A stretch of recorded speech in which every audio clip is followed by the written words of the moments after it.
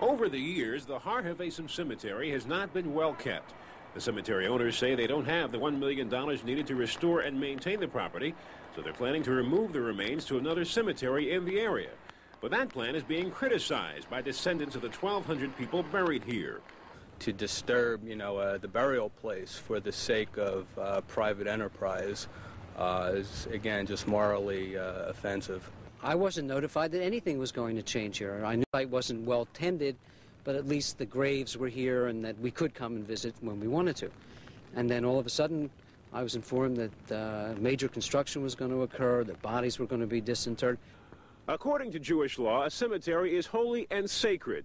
Complainants say bodies are not supposed to be removed from a cemetery to be put in any place but a family plot, or if they're being sent back to Israel, or if there's a natural disaster. Well, the attorney representing the cemetery tells another of the story.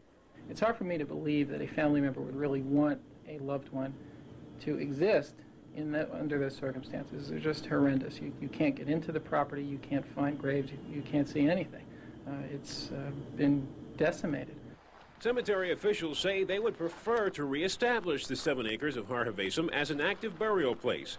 And they say they have no plans for developing the land for any commercial profit.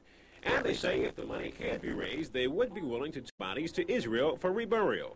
Still, the attorney for the family members and the neighbors of Har Havesim say they plan to leave it up to the courts to decide. Mike Stevens, Channel 10 News, Lower Merion Township.